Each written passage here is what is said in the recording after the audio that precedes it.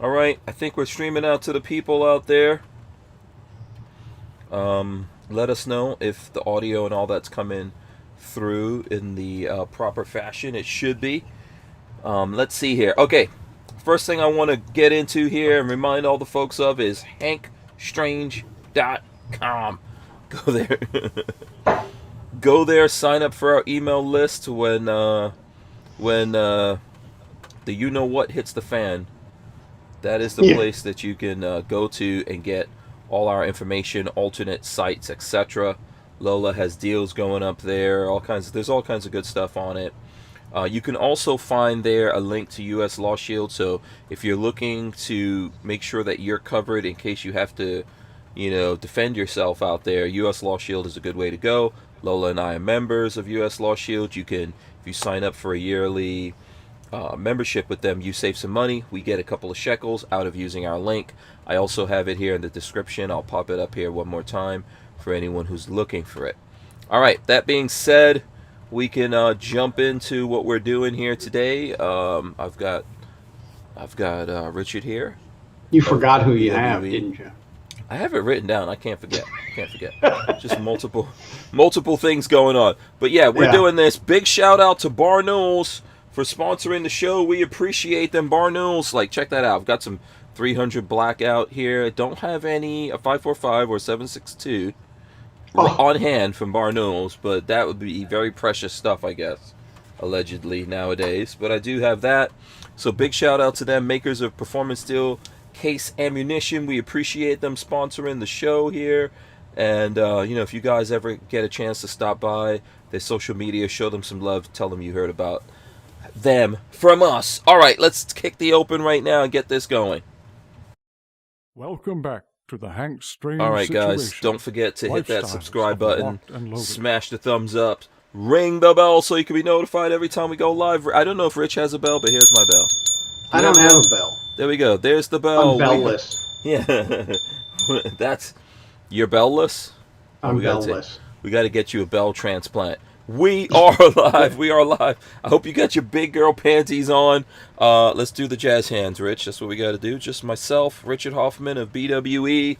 This is episode 808 of the Who Moved My Freedom. 808. Man, 808, Rich. That's some kind of big drum time. machine. I think an 808 is a drum machine, if I'm not mistaken. Is it? I think so. I could be wrong, but I think it's a drum machine.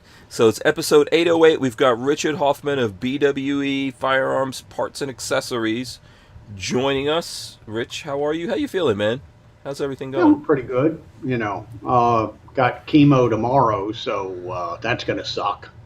Yeah. And then I'll have my chemo bag for Wednesday, Thursday, and Friday. I'll get it off Friday about 11 o'clock usually. How long have you been doing this chemo now?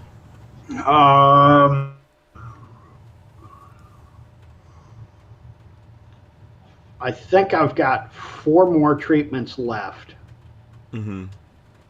and it's a 12 treatment cycle. So I've had 9 treatments so far. Okay. Maybe 3 months. And, Not 3 months. That's every 2 weeks, so 3 months, Oh, 3 months? Okay. something like that. Yeah. And then I think mid-October is my last treatment, and then we'll go get scans and all that other crap and see where we go from there. Okay. All right. Uh, they're gonna. She said they're definitely gonna stop some of the medicine because you can't take it so long because it screws you up so bad. Okay. But then she said we might continue on with the other stuff. We might go with other medicines. We might, who knows what we'll do. Okay. Yeah. So- But you're feeling good, right? Yeah, I'm feeling okay. Okay. Usually when I get the chemo, the Wednesday I get chemo is not bad. The Thursday I get a little tired. Friday is the bad day. That's Really? the day that just sucks ass. Why? So there's like a 48-hour delay in that stuff hitting you? Well, I also have the chemo pump that they put on Wednesday, and then it pumps for 46 hours. Okay. So, that's You're, Friday is the last day of the pump, so you're And fully then, dosed at that point. yeah, I'm fully Yeah. dosed at that point. Nausea and, tired and everything else. I pretty much sleep all Friday. Okay, so you're not working on Fridays. No, usually when I get the pump on, because the pump is a big bag, and then it's got a hose that goes up into my chest, and I'm afraid to pull that damn thing out. Because when I started chemo, the first thing they did is hand me this bag for cleanup in case the hose comes out and the chemo stuff spills, and it's got a hazmat sticker on it, and I'm like, what the hell is this? And they're like, oh yeah, the chemo drugs are hazardous material. Of course. Oh, thanks. Yeah. Yeah. Can you pump some more into me, please? Yeah. I think your mic is a little hot there. I don't know if that's you. Is it a little hot? Yeah. Turn the volume down just a notch. Yeah. Night Train Is that says. better? Yeah. Night Train says, good to see Richard Hoffman. He looks good, fat, and happy. Yep. Yes, fat, dumb, and happy. You're at least one of those things. Yeah. Richard Maunder says, it's Taliban Tuesday. And then Shooting Gallery NE says, what's crack-a-lackin', everyone. And then John Crump, of course, let's see, he gave us money. Money. Uh-oh. Money. And he says, why do you always steal my company hats? I'm assuming it's my hat because Rich is not wearing a hat. I'm not wearing a hat. Yeah. So this, unless I'm mistaken, is a hat for for one of the awesome companies here that sponsors us, right? And that's why I have it. That's why I'm rocking a hat. Let me see. Let me check it out here. This is the Walther hat. Let's see if we can do it close up. We the people. There we go. Walther. And then you guys, I don't know. There goes my I need a haircut. So don't look at that. Don't pay any attention to that. Definitely, I missed a haircut this week. Uh-oh. Yeah. So I'm gonna look like a wolf man for a little while. And then I messed up the camera focus here too. Let's see if we get it. Okay. Right, there you go. And then let's see. Lola says, I thought it was Rogue Tuesday, Richard Monder. And Toxic Patch Company says, nobody hassles the Hoff. Oh, is that what people are calling you now? The Hoff? Oh, yeah, when Crump had me on his show the first time, he came up with the Hoff, and it kind of stuck. Oh, okay. And then John Crump gave us more money to say. Money. He says, co-host. Oh, okay, I get it, co-host. I thought you said I stole his hat. I was like, what kind of, am I wearing the wrong hat? For a second, I'm trying to read my own hat in this thing. Like, I know this was supposed to be a Walther hat, but did I put on some weird hat? Co-host. Richard Hoffman does not belong to you, John Crump.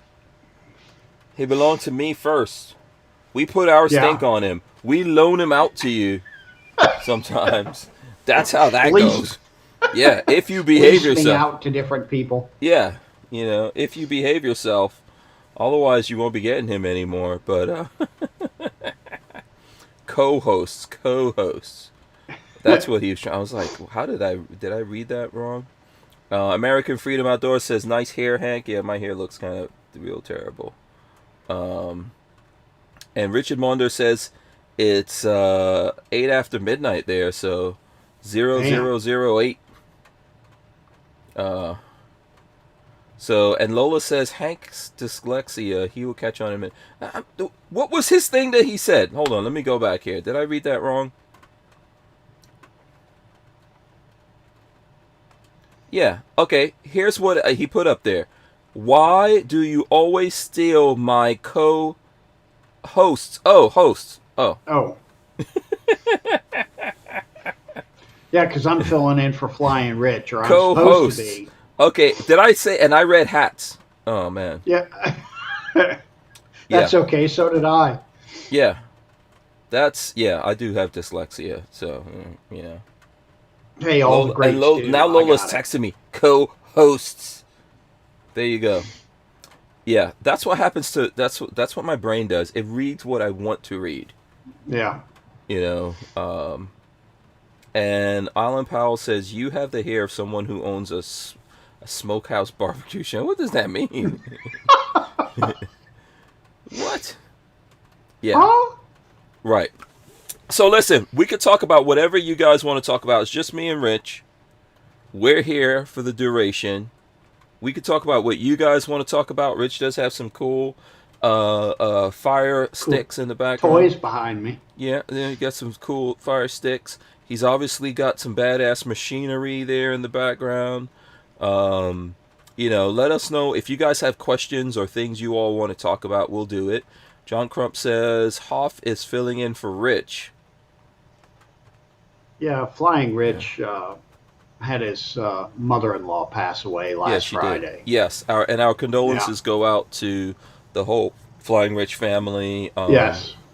That's a tough loss for those guys over there, and a lot of stuff to deal with. So I know what that's like. Yeah, I said, do you want me to fill in? And, yeah, if you'd fill in and Flying Rich keeps coming on the show anyways, it's like, go away. Mm-hmm. Yeah. It's supposed to be me. Go away. Yeah. Yeah. Shoja says, you're just trying to get extra super chats, Hank. Yes, I'll take it. I need all the money I could get. Yeah. And then Toxic Patch Company says, Hoff, with you lathe me like one of your French guns. What? Okay, people are now just trying to confuse me. Hoff, with you lathe me like one of your French guns. I know. I read that right. Are you reading the same thing I'm reading? Yeah, I am, and I'm. Okay. What? Okay. Let's see. Night Train has some joke here. He says, "Okay. Question: what do you get when you cross a dyslexic and an atheist? Answer: a person who does not believe in dog." That's bad. And what is this? John Crump says he just wanted to get close to Jared. I don't even know what that means. Crump had Jared on the show tonight, so of course I jumped on there to. Oh, you were already on Crump's show. Yeah, I was. That's on what's Crump's going show on here. Okay, now I get it. Yesterday and today. Oh, really? Is that what's going on? Oh no, Yep. no. We're gonna have to put some chains on you. I didn't realize you were really going out there all like that. No. Yeah. Oh no. We're Oh gonna my have God. restrictions. The last couple of weeks, I've just been making the rounds. Yeah. I've been just whoring myself out like there's no tomorrow. You're like a media whore now. You're a whore. I am, big time. I didn't realize you Call were me really... Hoff the slut. I didn't realize you were out there on the streets like that, Rich. What the hell, man? Damn it. So you were on the so Jared was on the show. How did that go? What was that all about? Went well, Okay, what A you lot guys of talking about? two-way talk, but Mm-hmm. it was a good show. Okay. Yesterday was who was on yesterday? So now, Tony and then was on also, I yesterday. know that so John Crump is doing his show every day. I wonder where he got that idea from. Yeah, I don't know. I'm just going to be quiet for a second. He's doing it Monday through Thursday, so it's not the same as yours. I'm telling you, man. He's like a little white mini-me. Yeah. It's like I created a monster, It's Yes, like you someone did. someone cloned an albino version. He's the negative of you. Okay, this is why I'm laughing, and this is gonna be real cruel, and John's gonna get mad. So there's a cartoon, and let me see, what's the name of this cartoon? I think it's not Johnny. You know, there's a cartoon that makes fun. Venture Brothers. Do you ever see the Venture Brothers cartoon? No. You never saw that? Okay, so Hmm. there's a Venture Brothers cartoon out there, and there's a character called I think his character's called Quiz Boy. Um, on Venture Brothers. Let me see if I could find uh Master Billy Quiz Boy Venture Brothers. So you can look this up on Fandom. I'll share my screen with you. So if you guys have never seen Venture Brothers, I think it's a funny show. So there's this character in there called Master Billy Quiz Boy. I'm gonna see if I can find. Does that look familiar to you guys? Does that look like someone you know? I mean, Mm-hmm. put a pirate patch eye patch thing on John Crump. I'm gonna get a better picture so you guys can see what I'm talking about here. Because every time I look at this show and I think about John, and it just cracks me up. Um, Let me see. I'm trying to get a full shot of. Okay, here we go. Here's someone doing like so. There's all kinds of crazy pictures of this guy. So here's a. Let's see here. Here's another picture of him right here. You know, but to get a good frame of reference. Here's a picture right here of someone doing a cosplay. Are you starting to get the picture yet of where I'm going with this? Are you starting to? I mean, someone put an eye patch on John Crump, and he looks like. You guys never heard of the Venture Brothers? Who's heard of Venture Brothers out there? Let me know. It's kind of a funny. It's kind of a funny cartoon. Here's the main characters of Venture Brothers cartoon. There we go. So there you go. That's the Hmm. main characters in the Venture Brothers cartoon. It's one of those crazy cartoons. I like how they draw the characters and they have lots of crazy characters in there. Here's another one. So if you've never seen it, I think right now it's on HBO and you can get it on different places. It's called The Venture Brothers. So let's see if Hmm. anyone out there has heard of that. And Have to check that out. while I'm going to people's things, American Freedom Outdoor says I'm kind of excited for the Franklin Armory Ruger PC Charger / PC Carbine binary trigger. That's cool. Yeah, Yeah, that'll be neat. yeah. Shout out to But Swamp we Dog who's can't out have there. them. That's not true. Although it is, you know. Um, so let's see. James Miller says Hank, does Rich build any firearms from the ground up? Has he ever toyed with creating any original gun designs? That's from James Miller. Yeah. Uh, Depends what you consider building from the ground up. Mm-hmm. Yes, I have built things where I build every single part. Um, and I've always kind of toyed with coming up with an original design. Mm-hmm. Um, a lot of it is having the capacity to make the stuff. You know, I can make onesies and twosies, but that you don't make any money really doing that. You know, you got to go into full production, and I just don't have the facilities to do full production. Mm-hmm. But we're working on a couple of things. You know, never Yeah. know what might happen. Yeah, I mean, do you have like a public plan of what you're trying to do here, or are you just, waiting for certain stars to line up? I don't know what you could say about like what you. I mean, right now, what you're doing is making parts and then doing certain Yeah, work on guns, right? I'm doing gunsmithing, and I've got my line of parts, which the last 2 years has just exploded. Um, like Mm-hmm. Uzi sling swivels. I Mm-hmm. usually make 50 of them, and that lasts me 6 or 8 months. Mm-hmm. I just finished 160 of them Mm-hmm. because I've got orders for over 100 of them. And it's like this is crazy. Mm-hmm. So right now I'm just making stuff. because I just, I've got so many orders. It's crazy. Mm-hmm. Um, Shooting Gallery Annie says the Hoff was on my show last night. You were also on yep, Shooting Gallery Annie? I was on Shooting Gallery NE's Oh, show. yeah. Is that Um, better with the mic? yeah, you know what? You are due for a spanking. Seriously. You are gonna get spanked and put in the closet, back in the closet. You And are, you are out, you are really getting out there. I was also on DLD After Dark Oh show. no! When was that? When were you on his show? Oh my lord! uh, You are just getting 2 weeks passed ago, I around. think. Damn it! Just when I think I've seen the limits of what Yeah, you get I up to. don't know what happened. I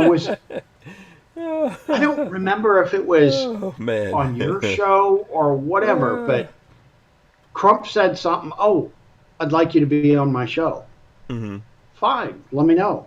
Yeah. Uh, Yeah. and oh my God, it just exploded.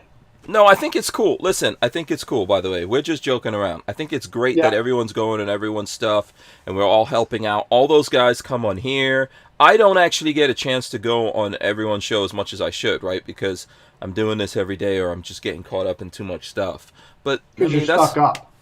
uh, You're too good for them. yeah, a little bit, I mean, but, the thing is that's why we're doing what we're doing, right? Yep. Yeah. We no one created the platform for us, so we're building it for ourselves, and we're helping all the folks out there of our ilk to grow and get bigger and all that. So I'm actually happy, that I put all the investment into grooming Richard Hoffman of BWE Firearms, and now everybody who wants to know Richard, just make sure Yep. you send me your checks. That's all I'm saying. Yeah. Want to become Yeah. a YouTube slut. Yeah, just make sure that I get all the right checks. Yeah. Um, Got to get your residuals. yes, that's all you got to do. Everyone's talking about that show. It's a parody of Johnny West. It's the Adult Swim version of Johnny Quest. Yes. Toxic Patch Company says he's the monarch. I don't even know do you know what Toxic Patch Company looks like? Because I don't. I don't either. Oh, okay. I'm not sure what he looks like.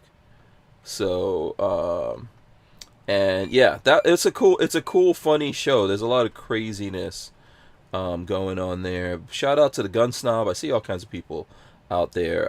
Kathleen Music Lover is out there as well. Smash the thumbs ups, by the way, for everyone who's joining us. Okay, so I don't know if we answered that question properly that was out there of what you're going to be doing. I would love to develop some guns. You and I talk about that all the time. But I don't know Yeah. if we're having like that discussion publicly yet. I'm not sure. And we don't want to get everyone Um, crazy either. yeah. Once Yeah. this, once I get caught up, um, hopefully by the end of the year, between, all this COVID and, the presidential stuff, the gun market's been nuts, Mhm. plus having cancer, it slowed me down the last couple of years. Mhm. So I'm hoping by the end of this year to be somewhat caught up. I'm slowly making progress, so I Mhm. just keep at it. And, Yeah. once I get caught up, then I'll start playing with some other stuff. I'm trying to figure out something good for the 3D printer world. Um, some kind of kit that they can print the frame and, Mhm. buy all the other parts from me. Right. Right. Something really Uh, cool and yeah, something yeah. cool that, Mhm. For the guy out there who has almost every gun and he wants like some kind of cool gun that everyone doesn't have, yeah. and he could say he got to put his own sauce up in there. Hmm. I think that's You the know, thing. That's what happened with ARs, right? Like now everyone's building. Okay, everyone's building ARs and Glocks now. yep. Yeah. What are you gonna say? When I'd like to come up with, um, something that people can 3D print the frame Mm-hmm. and something that lends itself well to customizing with 3D printing, Mm-hmm. Oh, I want to build it as a bullpup, or I want to build it as a pistol, or I want to build it as a rifle or an SBR, or, I want a funky stock, or I want, Yeah. Yeah, I think especially if you find something that already, so let's say it was something that already existed and is cheap and readily available out there. yeah, Because the reason why I'm saying that is that's the big problem I see, like right now in the 3D printing world. A lot of the 3D hmm printing guys don't want to talk about stuff because then all the parts for that get sold out because everyone wants to make it. But if it right, was something that was just so prolific, so that was just out there so much and so affordable that you could easily get it and use it as part of this thing and make it something really badass out of it, I think it'd be yeah, good. And if you guys have suggestions, let us know. Right? We could take some suggestions. oh yeah, We'll run some suggestions down here and see what people think about it. Appalachian Gunrunner says it's almost as if since the first time he was on the WMMF podcast, his sales have went up. yeah. Yeah, what did you sell? Like one extra thing? We got Maybe you. two. Yeah, you built that. If you're just joining us and you're wondering where Richard Hoffman came from, Rich was coming on here before you did my MP5, right? Yeah. Yeah, but way before that. When did we start? About 2 years ago? There's no way that was 2 years ago that we did that Was MP5 it? thing. No, the No, we started MP5 we started doing stuff. Maybe was it 2 years ago? something like that. It's been a while. Oh wow, yeah. The MP5 was that how Was long? last year? Yeah, maybe 9 months ago we Well, started I that. brought the MP5 up right before I got diagnosed with cancer. So that was February, like Yeah. mid-February of this year. Uh, yes, because when in the video where you brought the MP5 to me, it looked like it could almost be your last video, Yeah, yeah, your I last was will not and looking well. testament. And we're laughing about it, but I remember like editing that video, and I was like, because you were here, and I was like, oh, something's a little off with Rich. But Yeah, when I looked back at the video, I was like, wow, his complexion. yeah, and I think when I got there, I said, I don't know how good I'm going to be. I'm just not feeling well, Hmm. and and then I saw some of the videos, and it's like, Jesus Christ, I look like death warmed over. Yeah, we're glad. I'm really glad that you got better, and your wife got you to go to the emergency room and all that kind of Yeah, it stuff. was. You I think know. it was 3 days after we came up to your place. Hmm. She said, "Take your ass to the hospital." Yeah. Now, And what happens if you kick the bucket and I have the last gun that you worked on? Is my gun now like like a Picasso or something? yes, it's a Yeah. Picasso now. Yeah. Don't tell me that. I'll knock you Yeah. off just for the just for, yeah. Just for the extra credit. James Miller says it sounds like Hank has some aggression issues that need to be worked out. No, I'm just teasing everyone. I'm not really mad about it. That's pretty much what this is pretty much what we do. We tease each other and all that. But Yeah, originally when Rich and I met, this was the whole intention. Like the whole yeah, intention was for us to start like for us to Rich brings a lot to the table because Rich has like a deep history, a lot of experience, a lot of know-how and all that kind of stuff.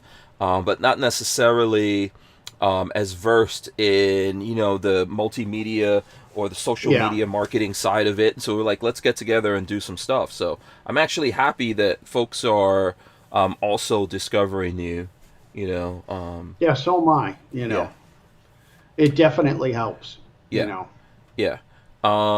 But as Lola said, though, it is very true. Lots of people discover folks who are on here with us and realize like, oh, these people have some skills, and Yep. I take that as a compliment for what we do here. Yeah. You And know, don't worry, Hank. When I become rich and famous, I'll forget who you are. oh, but you will try. Hank, You will who? try. You will try, sir. I will show up at your house. Yeah, I'm not gonna. I'm not giving up that easy. you know. I'll be right at your house like, hey, Yeah. I want some money. Give me my money. Look, you bastard. Pay me. I'm not. I I have made video. you. I have evidence. I got videos. James Miller says Rich needs a spanking, and Hank's just the one to do it. You know, I bet you if we went, that would make us so much money on like Oh, I OnlyFans. know. You could just retire, man. Yeah, Yeah. yeah. That there's so many things wrapped up in that. Yeah, that there's so many sick people out there that would pay good money to watch They'd be that. all about it, you know. Alan Powell says the student becomes the master. Yeah. My wife would probably be yelling out, use the belt, use the belt. She'd be enjoying that thing. Yeah. Yeah. Shooting Gallery NE says Hank's been dodging my show for years. Yeah, I need to do Shooting Gallery NE. I owe him going on his show. It's tough to like do all this stuff and then go on other people's things. That's why I appreciate like Shooting Gallery NE comes on here, he comes on the show, he's in the chat. All these guys, Gun Doctor TV as well. He's a cool dude, man. I really hope that people out there actually discover how freaking awesome Daniel is, man. His day is coming here pretty soon. Don't do Shooting Gallery's show. Really? It was terrible? I did it the other day, and I was there for, like an hour, and then he just ghosted me, and I'm on the show by myself, and, he just left. It's like, what the hell? Wow, that's so weird. That's so weird. He did the same thing to me. He did the same thing to me. No, but he had good reasons. Let's not even. Yeah, let's don't even internet. start that shit. He had internet problems, and it's like, well, what the hell am I supposed Oh wait, to do? he actually did ghost you? Oh, yeah, his internet quit. Oh man, okay. Well, that And happens he's to like, us. he's trying to get back on, and Holy moly! and I'm like, I didn't What? know. It's like, am I still on? And people in the chat are like, yeah, you're still on. We see you. It's like, okay, what am I Just supposed take to over. do? Just take over, man. That's how you roll. Yep. It happens to me. This is the danger of doing this. Yeah. Yeah. Let's see here. I'm trying to go through. Whoever has questions, hit us with questions before we get ourselves deeper into trouble here. Toxic Patch Company says, we're going to get into trouble. yeah, he says, I got a big beard and I am ginger, not much to see. Okay, so he does look like the Monarch. Okay. Lola said, when did I get into building guns? Oh, is that a question from Lola? Let me see if I could find that here. Yeah. You're way down the list here. Okay, go ahead. Answer that one. Man, I got into that stuff. Well, I really started building guns probably when I went to gunsmith school. I was playing with guns before that. But when I went to gunsmith school is really when I got into building guns, because we had to build 4 or 5 guns when we were in school, plus all the other stuff we had to do, all the machine work and everything else. But we had to build 3 or 4 guns, I think. So that's really when I got the building bug. What did you build? What because for the school? Yeah, that's true. I heard someone else say that to graduate, you actually have to build some stuff. What did you build? Yep, I built. What did I build? I built a 1911, and then I built 2 rifles. Okay. And I think you still do 19. Are you a 1911 guy? Yeah, I like the 1911s. I don't do a whole lot of 1911 work. A lot of it is I'm just so backed up with the subgun stuff. I don't have time to do anything else. Okay. Which is a good place to be, but I'd like to do some other stuff too. So what would you like to do with the 1911? I mean, is everything in your opinion, is everything done to the 1911? Like I know now, there's the 2011. Yeah. There's all these what's in the 2011? Do you know? What's the thing that makes a 2011 a thing? The 2011 uses high capacity magazines. Okay. And so double stack 1911 magazines, basically. Yeah, and the grip is a separate piece. So it's just like the top of the 1911 frame.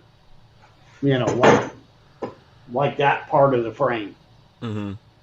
And then the grip is a separate piece. I think it's plastic. So you Well, can so what? change grips and you can change Oh, colors and you know. okay. Um. I think you can go from a single stack to a double stack, and Oh, okay. So you can still go. that, and Okay. they're known for competition guns. Okay. When I first got into guns and I got a 1911 and I got a double stack because I didn't like the capacity, people like the 1911 guys are like, "You're wrong for having a 1911 that's double stacked." Yeah, and, So yeah. I I'm not thrilled with the double stacks in Mm-hmm. 45 because the grip is just so big. Mm-hmm. Um, now I love like the Browning High Power. To me, that's like one of the perfect pistols. I'd like it more if it was in 45, but it's not. So, Okay. um, the 1911s, I love the 1911, but I'm also one, I like a rattly 1911. When you take it and go like this, I want it to rattle That's what I hear a lot because of I people saying. know Yeah. I know it's going to work every single round. Okay. So And the looser problem, tolerances than yeah, tighter tolerances. Okay. yeah. I mean, if I'm going to shoot somebody, I don't give a damn if it's a half-inch group or a 3-inch group. I'm still going to hit them. Mm-hmm. Um, you know, and that's the one problem with so many of the guns now. They want to build competition grade guns. Mm-hmm. Well, that's no good for self-defense. You want a rattly old, you know, thing that you can just crank the rounds through. Who cares if it's shooting a group like this or a group like that? You're still going to hit Mm-hmm. the person. Well, some people out there who are super tactical would like to be able to hit the bad guy right in the eye socket. Yeah. You know, With a and I think 45, who cares? that whole idea is. Listen, like I get it why people want to be able to do that, and I don't think there's anything wrong with training to be that accurate as long as if when stuff really goes down, you are that accurate and you're not missing your target and hitting people behind and all that. I think it's Yeah. better to go for bigger target. Me personally, right? Like in a Yeah. situation, you probably this is my philosophy, and I've never had to like get into these scenarios that we're all talking about, but I would hope that in that I'm going like for the bigger center of mass kind of thing, Yeah. instead of even just trying to aim for someone's head and missing. Like So. at the subgun matches. Mm-hmm. Um, most of the time I'm aiming Mm-hmm. for the eye socket, that square in the head of the target. Because Mm-hmm. one round in there and it's neutralized. Mm-hmm. Otherwise, I got to put, up to 3 rounds on the target, which Mm-hmm. with a subgun is not hard. But, when I'm just shooting, Mm-hmm. like um, when I'm function testing customers' Uzis, full auto Uzis, Mm-hmm. I can keep all the rounds, in the chest about that big. Well, Mm-hmm. how much better do I need to be? Yeah, man. If you get Uh, if you get you get zipped with a Uzi, yeah. and you got a pattern, I don't think you're walking away from that. But I could be No, wrong. it's going to be like those movies where the guy's got the big hole in his chest and, Still you moving. can see daylight through it. Yeah. Well, in the last man, these guys, you're the Hoff now. I don't know when Yeah. these guys Yeah. discovered It's this. stuck. Yeah. But did you see the last Bad Boys movie, Bad Boys 3? Will Smith got hit with a machine gun, a PS90, right? Machine Hmm. gun. That would So a suck. P90. He got hit with a Yeah. P90. So 5.7 machine gun several times, and he had no body armor on. And he not only survived, but he was up and walking in 6 months. You know. Yeah, you'd be on a respirator if you survive for the Yeah. rest of your life. So Yeah. that's like that was where I was like, okay, this movie's crap. So Yeah. let's see. John Crump says, without Hank, I wouldn't have a YouTube channel. I don't think that's true. But you know, I kind of made the nerdy kids cool again. Yeah. You know, all the nerds. I am the nerd king. You know, The almighty nerdy one. yeah, all the homeless nerds that nobody wants to know. Hank Strangers, hey, come on in, nerdy kids. We got a home for you here. Sit down by the fire. We'll feed you. Yep. Uh, We'll feed you and spank you. yeah, Crump says every time I talk to Hank, he says, "Remember, you are mine." No, I don't. I don't do that. Let's see. Okay, any other questions that are? Let's see. Oh, Real Cujo's out there. Shout out to my buddy Real Cujo. I hope he's feeling better. I know you know, he has like some ups and downs. He doesn't always feel good. And I actually saw that he was texting me earlier, which I didn't respond to. So my bad for that. It's kind of crazy here. But he says we need more Rich dancing while working. So I guess we're going to talk We'll about work that. on that. Yeah. So what you want to tell the folks what we're talking about here? Oh, I did a video the other day, just one of those YouTube shorts Mm-hmm. of me listening to. What was I listening to? I don't remember what I was listening Yeah, to. I don't. I didn't play the Uh, music when we looked at it here. I'm trying to see if I could pull it up right now. Wait, hold on. Where is that thing? I gotta I pull it. think if you Actually, go onto my channel and you go under videos, yeah. I think Hold on. it should Yeah, show let me up. go to BWE. And by the way, you got 1,000 subscribers, so congratulations on that. I Yeah, haven't had a chance. and actually I'm up to 1,250 No, look now at or you. What? something. You're on a roll, man. Yeah, I just exploded. Oh yeah, look at this. Here, I'll share the channel for folks out there. Yeah, you're 1.25K. Yeah. Jeez. Superstar I don't know status. how that happened. And you that know. Caught in the Act has 7.6 thousand views. That's actually Yeah, pretty that's good. crazy. That's You know, actually most pretty of my good. Look, I'm gonna videos get, smash a 100, thumbs up on 200 views. There we go. What song are you listening to? We I can't don't play it because we remember. don't want to get in trouble here, but Yeah, I can't remember what song I'm listening And to. here's my question. Rich. You say Caught in the Act. Who hit record on this thing? My son did. Oh, so you didn't set this up yourself? You can No. tell us. We won't hold it against you. We're not gonna, we're not gonna judge you too harshly. Yes, we will. Yes, we will. Yeah, my son, heard the music blaring and Hmm. he snuck around the lathe, and as I was working, hit record on it. Hid Oh, so behind the that's blue genuine. tank. That's genuine avant-garde cinema verte. Yeah, I'm just having a good time. Okay, very cool, man. Yeah, so I would recommend folks check out this channel here. You've got some shorts, you've got some regular videos on there. You know, Rich has got some. You're doing pretty good here on the videos, and I see here you got another short. Is this you testing a Uzi? Yeah, that's out at Aries. Okay. That's my Katsar Uzi I was testing. Oh, okay.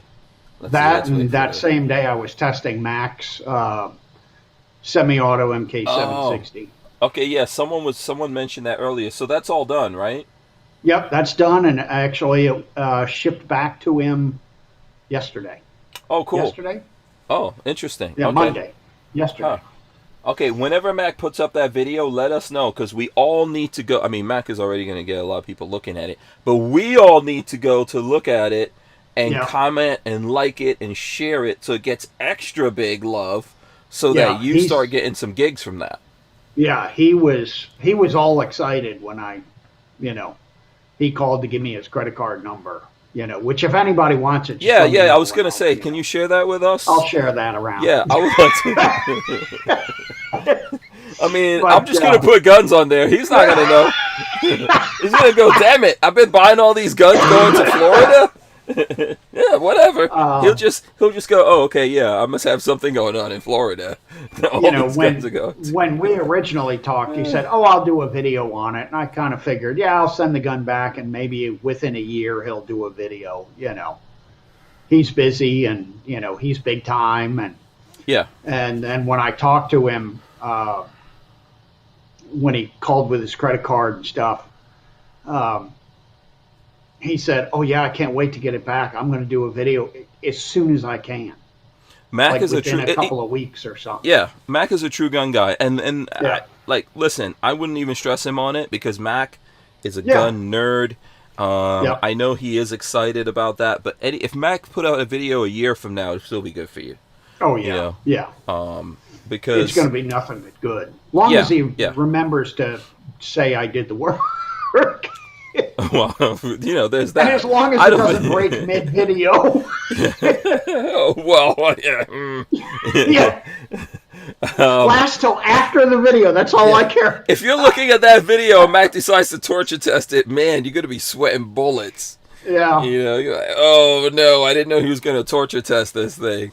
But no, that would be cool, man. And I'm sure Mac is a cool dude, man. He shouts Yeah. me out from time to time in his stuff, and so I think it'll be good for you for that to Yeah. for that to happen. So.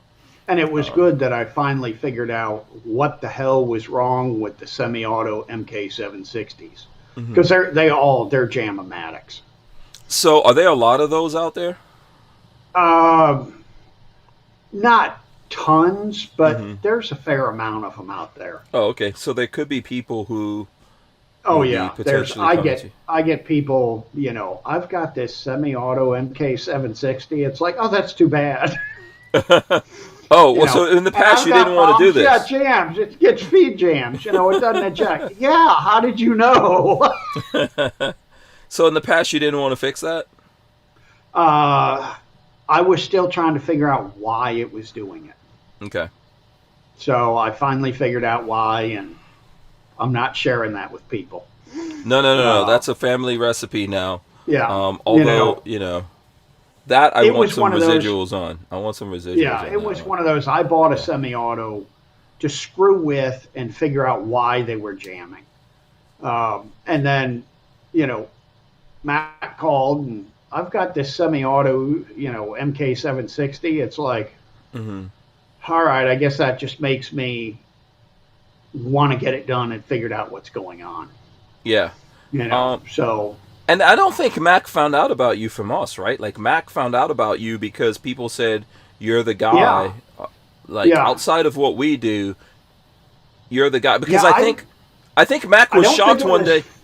Yeah, he was shocked one day when he saw you here on the show, and he was like, "Wait, that's the guy that I sent." Yeah, that's it. I know that bastard. Yeah, He's got my gun. yeah, yeah. So that's cool. Whammy Gunslinger, shout out to him. He says, "This guy here, late. What's your specialty? What's your specialty?" Right now it's subguns basically. Uzis. The most I do is Uzis, Smith & Wesson 76 and MK760s. I do some Thompson work, some Sten work, some MP5 work. Right now, dealing with cancer and the way the industry's been, it's, I've said no to a lot of things because I just don't have the time. But I'm starting to get caught up on my backlog of parts. I'm starting to work on, getting the backlog of gunsmithing caught up. My son's he's kind of started helping me out in the shop. So when I get him up to speed, then I'll start taking in more and more stuff. And we'll see where it goes. I might just be swamped with subgun work forever. Yeah. Um, Is that because I know you do the competitive subgun thing? Is that really like a big subculture of the gun world, like competitive subgun matches, or is that a small world? It's a real small world. There's somebody did a count, maybe 5 or 10 years ago, and I think there's 300 of us in the country. Wow. That shoot subgun matches. Okay. It's not a big group. Is there like, are there a lot of videos of a subgun match going down? Yeah, there's a bunch of videos. Do you have any on your channel? I don't necessarily Yeah, want to go to someone. I've Okay, got videos on my channel. let me see if I could find it. Some of that. Most of the older videos are subgun matches. Okay. Let's see, multi-gun. I think it's multi-gun. Is his YouTube channel? Multi-gun. Okay. Yeah, he does a ton, or he did a ton of subgun match videos, and then he's become a big time 3-gun shooter now. So he's making all his money there, so he doesn't have time for us subgunners anymore. So this one, Shootout, shooting at Smith & Wesson 76 at the 2018 PCC Palooza, that will be one? Yep, Okay, hold on. So we can show that, right? we can show that. All right, let's look at this one here real quick. Play. Here we go. Just to give people an idea. And we're not playing the And audio actually, here. Uh-huh. the guy, the RO, that's multi-gun. Oh, that's multi-gun? Okay. Yep. Yeah, this is interesting. Oh, look at that. Oh, yeah. Oh, what? Oh, there's some kind of thing going. Yeah, side there to was a side over swinger there that you had to shoot. Oh. Look at the Hoff. In my fancy tactical gear. You know, you're like John Wick's granddaddy. Yeah. I don't run. I mean, does John Wick... wait, I'm trying to remember. John Wick doesn't shoot full auto, though. Wait, does he? I'm trying to think of if John Wick in the movies has machine guns and stuff like that. I think he does. I don't know if he does in real life. Someone will tell us if in the movies he does. But that's pretty cool. That was cool. Yeah, it's a lot of fun. Mm-hmm.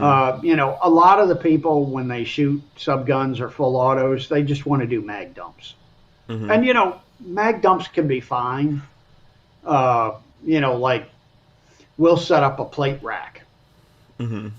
with 6 plates on a standard plate rack, 6 or 7 plates. Mm-hmm. And we have, when we shoot the subgun matches, if there is a plate rack or 2 square plates next to each other, you can get style points, Mm-hmm. which is if you hit them all like a plate rack, if you knock down all the plates Like... with one pull of the trigger, That's good. you get an extra 10 seconds knocked off your time. Huh. And probably 80% of the time, people will get all of them except one plate will be standing up at the end, and they run out of ammo. It's like, son of a bitch. Yeah.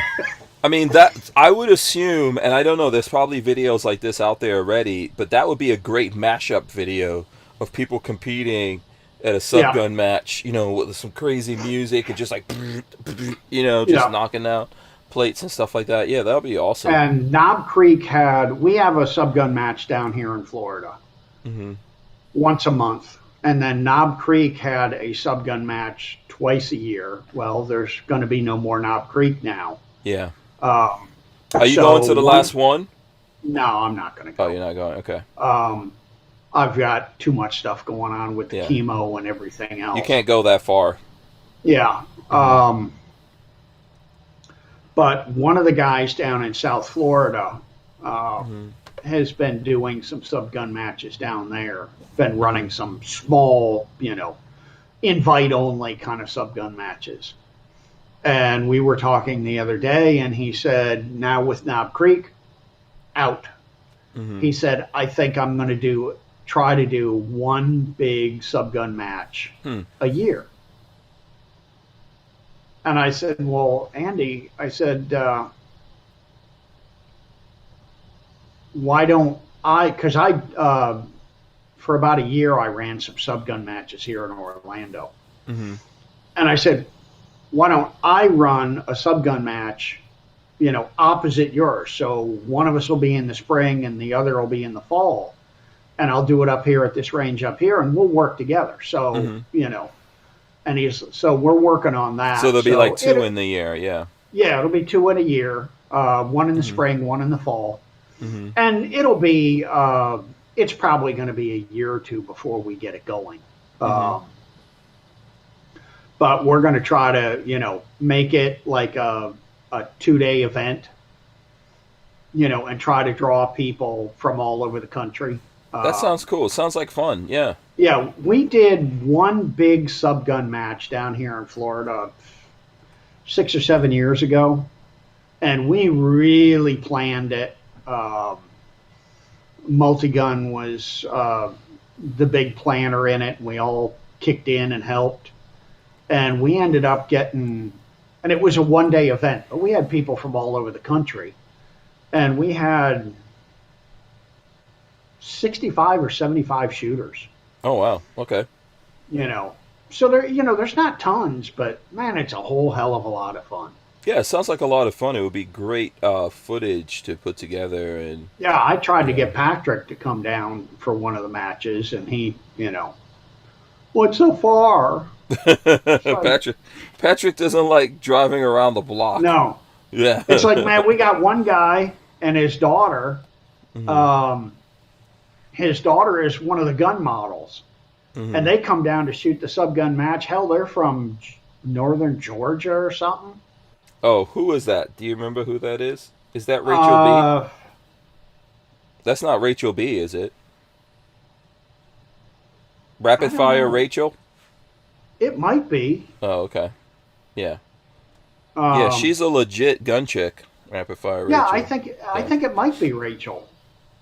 Yeah, I mean, you could call her a legit gun dude or whatever. Yeah, and she's beautiful, and she in the past man, she knows how to shoot a freaking subgun too. If we're talking about the same person, yeah, she's a for real actual gun dude that grew up. Like her dad he's well known, I think, in your world, Walter's world, right, and stuff like that. He's got a ridiculous Bob. Bob.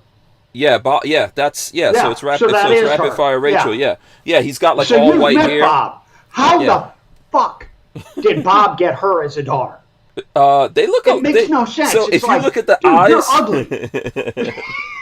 He's not actually ugly. You're just seeing the big white hair and the big white beard. But if you look at his eyes, him and Rachel have the same exact eyes, they're really nice people. Rachel's actually really nice. She's I love Rachel. She is so much fun. I'm a big fan of hers. I was hanging out with her when I did the Barnauls a couple of weeks ago.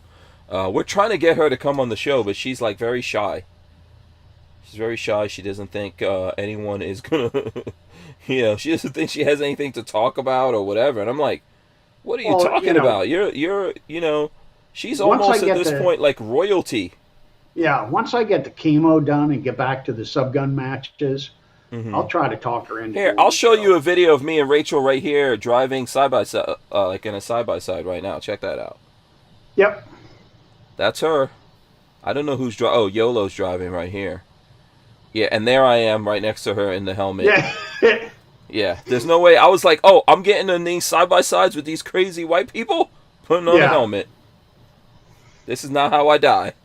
Yeah, but actually, man, I'm glad I put that helmet on. The first time I saw her shoot, it's like, whoa, how the hell does this pretty girl know how to shoot like that? Yeah. She's cool, man. And then she brought one of her model friends down the one match. Did she have blue hair or green hair or something? And we were all talking around, having a good time. And they're like, her friend was like, I'm like, so how do you know each other or something? She's like, oh, we do modeling together. And I turned around and I'm like, Rachel, you're a model? She's like, yeah, didn't you know that? She's gorgeous. I'm like, no, I didn't know that. Yeah, Rachel is truly attractive. There's a lot of people out there, I'm not going to name names. It's really just Photoshop and makeup. Yeah. But Rachel is actually truly attractive. She's like on Wonder Woman territory. Yeah. Kind of attractive, and she's incredibly intelligent and a legit gun person. Yeah. I really want to get her on the show because I think she's so nerdy. She's like such a gun nerd Yeah. and such a nerdy And person. she comes down to the matches, and she's wearing, the green fatigue pants and a t-shirt and, one of the flat top, military hats. Mm-hmm. By the end of the match, we're all dirty and sweaty, and she is too, and she just has a great time. Oh, and, yeah.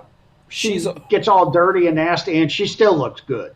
Yes, and she is unlike always... the rest of us that look like shit when we get there first thing in the morning. Right. Yeah, and Rachel is always finding.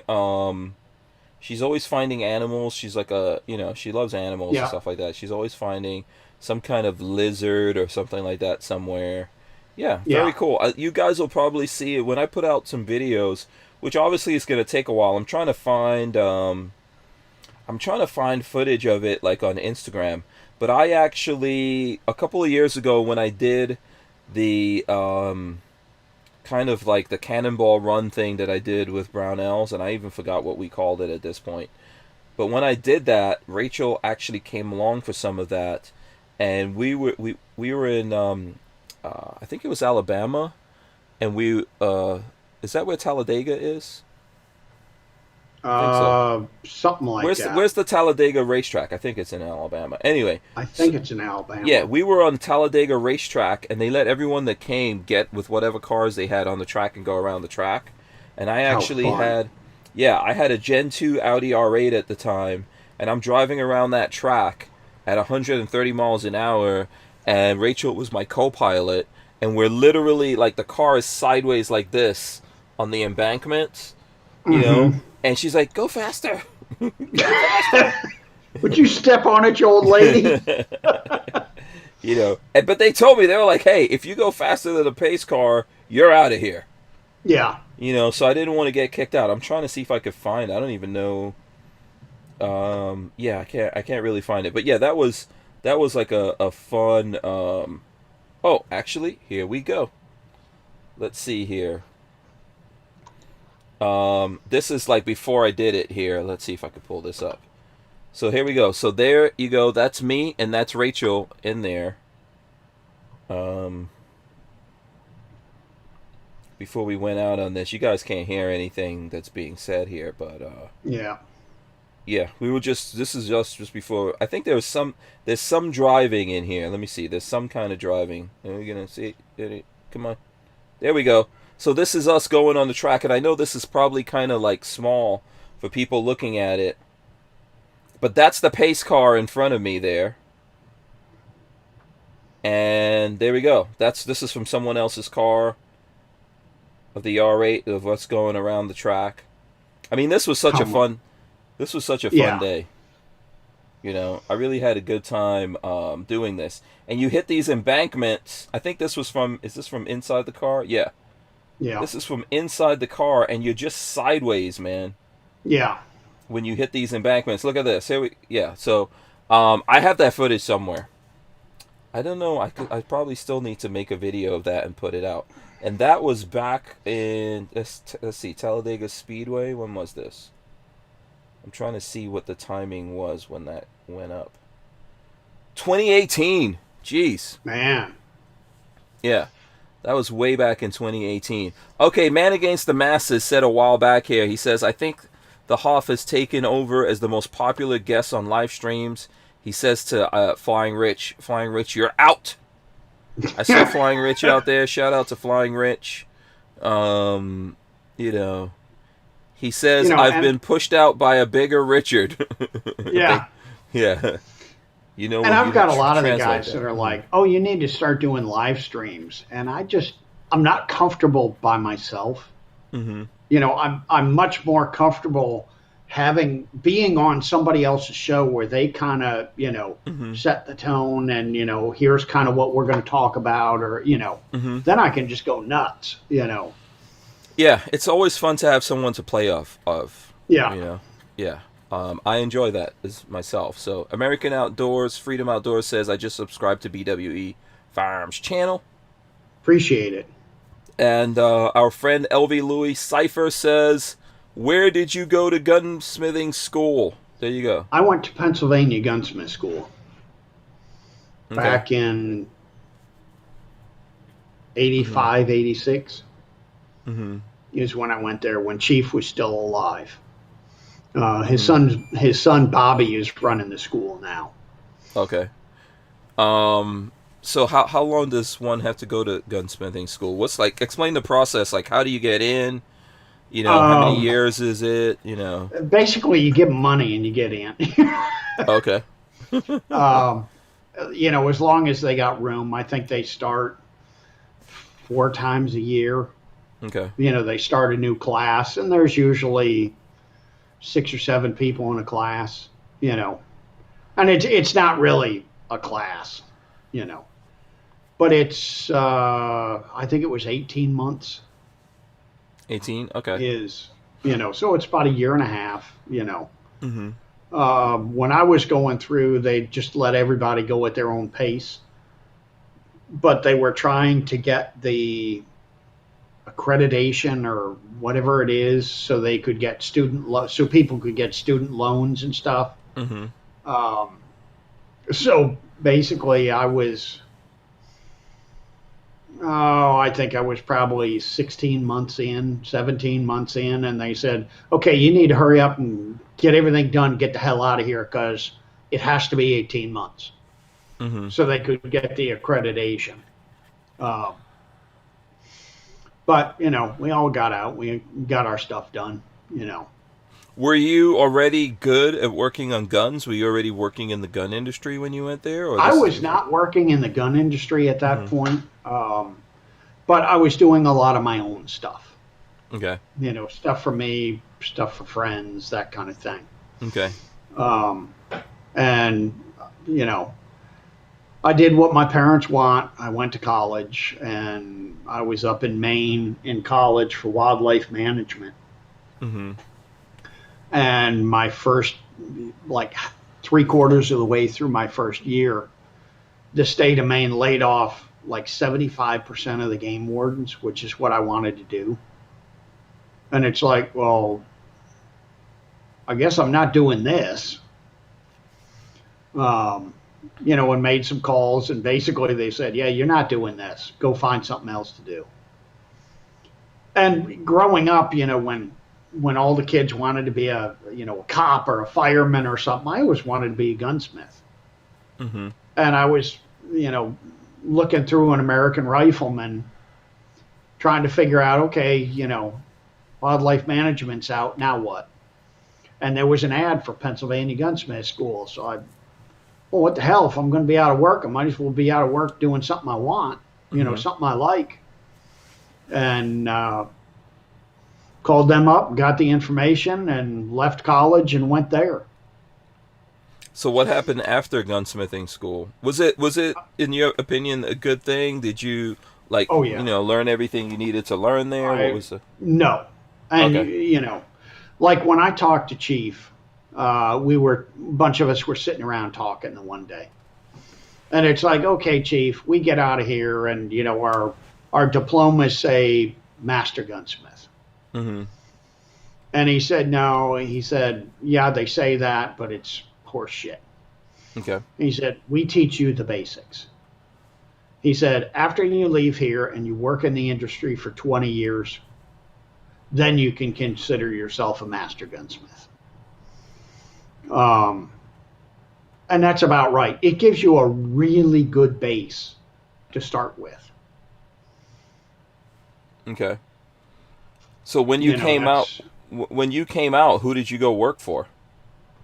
Uh, I spent a couple of years just bouncing around the country. Um, and I'd basically, pack all my tools and my clothes and my car and drive till the gas money ran out. Mm. And then I'd look around and, find a gun shop or, something else. And, I'm a gunsmith. I'm looking for a job for a while. So you're just like a freaking gunsmith cowboy or something. Yeah. And Yeah. I spent, I don't know, 2 years just bouncing around the country. Move like every 4 to 6 months. What you just Uh, live? Did you live out of your car or? no, I you know, Mm, find some place to live. You know, mm-hmm. I lived in horse barns. I never really lived in my car, not for any more than, a week or so. Mm. I'd find some place to shack up. How many state? Oh, someplace to shack up. Oh, that sounds Yeah. interesting. You might want to dig into that. I don't know if the wife necessarily could. Yeah. I um, lived what in, states? let's see, I did Maine, Connecticut, um, where else did I go? Louisiana, Ohio, Pennsylvania. I think there was a couple other states Wow. mixed in there Did you that, get all the way out to like California No, or? I never went out to Texas was as far as I got. Oh, okay, you And didn't get that down to was, Florida or you know, anything. I, no, I didn't get down to Florida. Mm-hmm. Um, and then I went back to Ohio where I was from. And within 6 months, I think, of being back, I met my wife and we dated for 6 months a year and got married. And shortly after that, we moved to Northern Virginia and I started working at Inner Arms. And then about a month after I started, she started working at Inner Arms in the office. Mm-hmm. And we worked there. She worked there for about 5 years and then uh, got pregnant with our daughter. And she worked through her pregnancy. And then when our daughter was born, she stopped working. Okay. I was at Inner Arms 9 years, from 1990 to 1999. Okay. The And then the crazy days. oh yeah, the crazy days. And those Mm-hmm. weren't even the real crazy days. Those were the mild crazy days. What were the real crazy days over Oh, the there? real crazy days The were like 80s? the 70s, Right. late Mm-hmm. 70s, early 80s, Mm-hmm. when Mm-hmm. you could still do machine guns. Mm-hmm. Yeah. And Macs were $75 because nobody wanted them. Yeah. Yeah. Uh, you know, M16s were cheaper than AR-15s because Mm-hmm. everybody's like, well, I can't afford the ammo. Mm-hmm. Why would I want a full auto? Yeah. Yeah. Let's see. Okay, Richard Monder's telling me that I think Rachel did her own live video the other week. Yeah. No, did she? Yeah. Let's see here. Grew up shooting. Freedom Seeds. Someone Armin Axis says yes. Talladega is in Alabama. Uh, and still okay. DCG 44 says 2018 and still no video. Slacker. I put out video at the time. I don't know what's out there. I can't remember all the videos that we put out and what happened to them. But at some point, I shoot so much video when we do things that it's gonna be crazy when I kick the bucket, man. There's a lot of footage out there, and a lot of it is out on videos. But not everything was necessarily relative at the time. So there's a lot of footage from that time that's still out there. So for example, I had multiple cameras stuck all over that car. So there's lots of footage. Like I always tell people that I got lost leaving Iowa. I got lost in all these cornfields and I wound up somewhere close to like frickin' Chicago or something like that, or St. Louis when I came out. It was crazy. I was just driving through cornfields like, yeah, I was like, this is the end. So there's footage of all of that craziness going on in there. So Let's see. Armament and Access wants to know if I know Van Snyder, who went to Pennsylvania Gunsmith School. And yes, I do know him. who's Van Snyder? Mm-hmm. He was ahead of me in Gunsmith School. I think he was like halfway through when I started. Mm-hmm. And let's see, he asks, where in Ohio? I'm originally from the Cleveland area. I'm from the east side. My wife is from the west side. Okay. There you go. So you guys are like Romeo and Juliet, or friggin' Yeah, we just, yeah. we just happened upon each other, and Yeah. been together ever since. Right. Whammy Gunslinger earlier said, I had pancreatic cancer myself back in 2016. Kick its ass, man. I'm rooting for you. Yeah. Yeah, we're gonna kick its ass. Yeah, he's spoken about that when he's been here on the show. Let's see. Did you find where? LV Louis Cipher says, did you find where Spilotro, a former Vegas mobster, was buried? Wait, he was Nope. buried in Iowa somewhere in the cornfields? Yeah. And Night Train says Rich is either a victim of the 70s or stuck in Or the 80s. stuck in the 80s. I think it's both. Yeah. Kiaski says the Sharks and the Jets. Yeah, is that what was it? Was it West Side Story? No. What was that story that started out? It was started out as a stage play. And it was like these guys were from the West Side. It's kind of like a Romeo Juliet kind of thing. Mm-hmm. Do you know what I'm talking about? Yeah. Damn, that car is rolling. Yes, one of the neighbors on his damn bike. Yeah, Night Train says Cleveland is the mistake by the lake. Yes, it is. Mm-hmm. I'm glad I'm gone. Yeah. Armory and Access. Yeah, my wife is Strongsville, and her dad actually owned the Sandusky Lighthouse store. Okay. So we used to drive through Norwalk all the time. And that's where my grandmother was from. She was from Norwalk. Yeah. And the end is near beware says you Richard Hoffman must know Klinger from MASH. From MASH. Yeah. I wish I knew him because he was from Toledo. Yeah. And then so let's see. LV Louis Cipher says he's talking about this mobster. He was buried in Indiana near Chicago in a cornfield after being killed by the Chicago mob for skimming. And the who is this? Who's West Side Story? Kathleen Music Lover says that's West Side Story we're talking about. And American Freedom Outdoors says mobster was buried in the machine shed underneath some tractors. And everyone is chiming in with West Side Story, West Side Story. Okay, you go. Yeah, and Armament and Axes has discovered someone, so he says, "Wow, small world." There you go. Yeah. Yeah, we actually thought about moving to Norwalk. We liked it. Okay. Yeah. There you go. Okay, so now you're going to be on Armament and Axis show. Yeah, we'll I don't know have to if get he on has. there. I don't know if he has a show.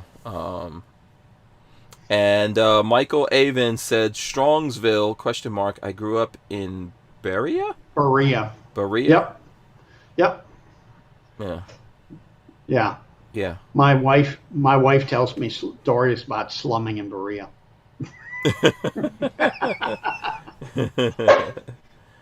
And Flying Rich says, you can't only have one Richard. We are a package deal. I guess I got to take him with me. Yeah, we don't need a sausage fest up in here. Thanks.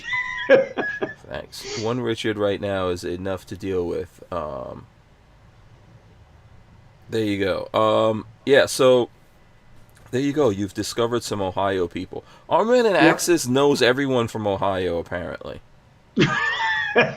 He's one of those types. I got a friend like that. Yeah. He just knows everybody. It's like, how do you know these people? Yeah. All right, let's see what else is going on. What have you been keeping up on anything going on out there? What's like in the gun world, what's gotten your attention? Do you give a crap about the Russian ammo ban or any of that kind of stuff? You care about that? Not really, because it's nothing new. I mean, everybody's acting like it's the end of the world, and oh my God. It's like there's been Russian bans on ammo tons of times. And they lift it, and then it comes back, and they, go back and forth. It'll eventually open up again. Mm-hmm. It's not Definitely when we change who's in the White House. Yeah, As soon as we get rid of that yutz, we'll be, well, if we get rid of him and get a decent person in there. You know. I don't know. That's hard to do these days, man. It's hard to do. Yeah. You know, it's just we a lot of politicians on both sides just really suck. You know, Yeah. Yeah. It's people keep oh, the Republicans are so great. They suck just as bad as the Democrats yeah, do. I'm with you on that. You know, if You I know. say anything about Democrats, there's people who jump all over me. I say bad shit about Republicans too. You know, I Yep. say bad shit about Trump. Yeah. There's stuff that Trump did that I'm not happy with.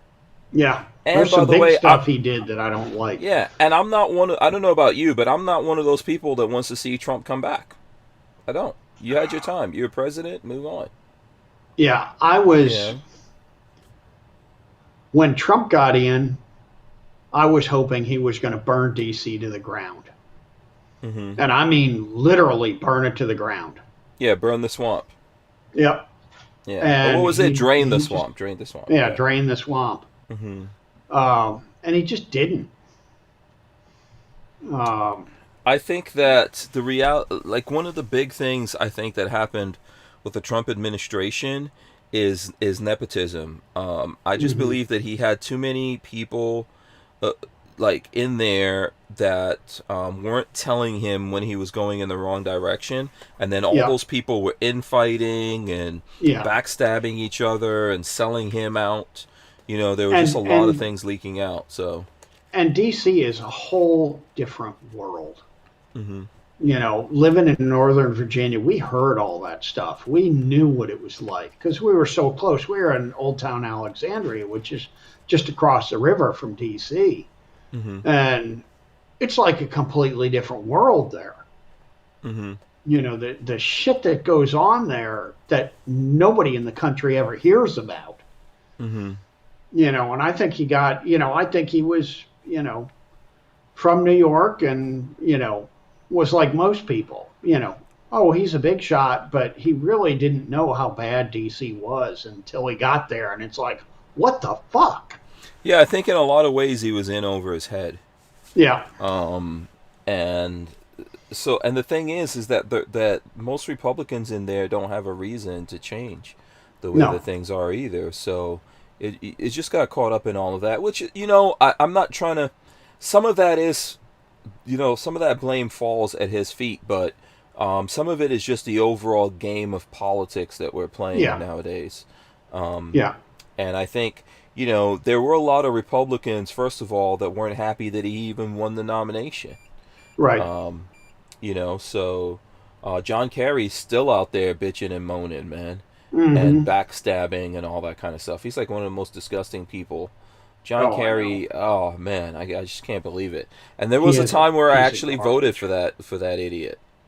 You Hmm. know, so so let's see here. The end is near. Beware says sounded like Hank never heard of MASH before. He needs some Korean War humor in his life.